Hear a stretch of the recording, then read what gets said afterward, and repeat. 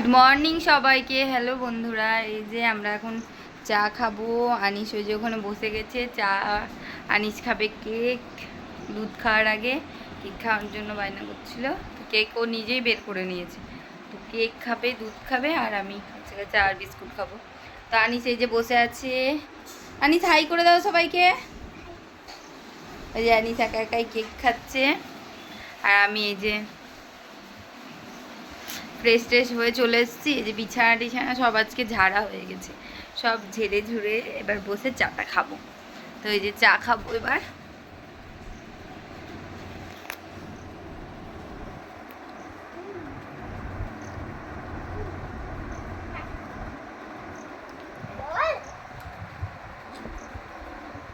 এই তো বিস্কুটটা আমার খুব ভালো লাগে না। এই যে সকাল থেকে আর ভিডিও করা হয়নি, মা তো সব কাজ করেই নিয়েছিল। তো স্নান টান করে আনিসের কাছে ফোন ছিল বলে আর কিছু করা হয়নি। এই যে জামা কাপড়গুলো তুলে নিচ্ছি, তারপরে যে জামা কাপড়গুলো আমি কেচেছি সেগুলো সব মেলবো। মেঘলা মেঘলা করছে বলে অনেক জামা কাপড় হয়েছে। তো এই যে সেগুলো রোদ্রে, যেগুলো শুকায়নি সেগুলো রোদ্রের দিকে দিয়ে দিলাম। তো এই পাশের তো জামা কাপড় তোলা হয়ে গেছে, ওই দিকে জামা কাপড়গুলোও তুলে নিলাম। এবার ঘরে গিয়ে সব জামা কাপড়গুলো একে একে ভাঁজ করে নিচ্ছি। তো সকাল থেকে আনিসের জন্য ব্লগ করা হয়নি। তো এই যে জামা কাপড়গুলো সব ভাঁজ টাজ করে নিয়ে এবার ভরে টরে রাখবো। তারপরে সকালে আর কিছু সেরকম করিও নি কাজ বাজ, তার জন্য আর ভিডিও করা হয়নি। তো এবার খেতে বসবো। তো আজকে হয়েছিল কাঁঠালের বীজ ভাজা, আলু সোয়াবিন পটল দিয়ে পোস্ত দিয়ে একটা তরকারি, আর আমরা চাটনি আর ভাত। তো এই দিয়ে আজকে লাঞ্চটা কমপ্লিট করলাম। তো আজকে ভিডিওটা একটু মানে কিছু কিছু নাই, কিছু কিছু আছে এরকম ব্যাপার। তো ঠিকঠাকভাবে ভিডিওটা করা হয়নি। তো কাঁঠালের বীজ ভাজা খেতে তো আমার খুব ভালো লাগে, ওই দিয়ে আমি পুরো ভাতটা খেয়ে নিতে পারবো। এই যে খাচ্ছি, খেয়ে টেয়ে নিয়ে এবার তারপরে একটু শোবো, আনিসকে একটু ঘুম টুম পাড়াবো। তো এই যে দুধ গরম করে নিলাম। তো আনিসের জন্য গ্লাসে ঢেলে দেবো। এখন 5:30 মতো বাজে। এখন আনিস ঘুম থেকে উঠলো, 1টার দিকে ঘুমিয়ে। তো এই যে দুধ গরম করে ঢেকে রেখে দিলাম, আর ওর জন্য নিয়ে নিয়েছি গ্লাসে। তো এই দুধটা না খাওয়ার জন্য আনিসের বাহানা দেখলে অবাক হয়ে যাবে সবাই। এই যে আনিস বই নিয়ে ওইদিকে দাঁড়িয়ে আছে, এমন ভাব করছে মনে হচ্ছে কত না পড়াশোনা করে। তো এই যে বই নিয়ে এবার আসছে খাটে ওঠার জন্যে। তো এবার উঠে দেখি কি করে। উঠে তো জানালার দিকে উঠে চলে যাবে।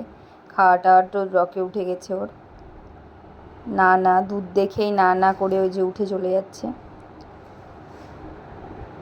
দৌড়াতে দৌড়াতে চললো। তো এবার এই যে বিছানা টিছানাও বিকেলে সব ঝাড়া হয়ে গেছে। আনিস ঘুম থেকে ওঠার এবার ঘরটার ঝাড় দিয়ে ওকে খাওয়াতে বসেছি।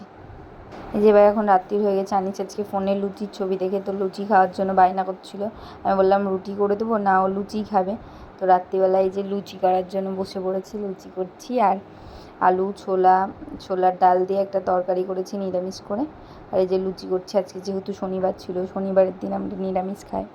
এই যে ফুলকো লুচি, আর ওইদিকে ডাল হয়ে গেছে আগেই। তো লুচিগুলো করে নিয়ে এখন 7টা মতো বাজে। তো হচ্ছে আগে বিকেলেই করে নিলাম। মা দোকানে গেছে, তো দোকান থেকে আসার আগে আমি রান্না করে নিচ্ছি।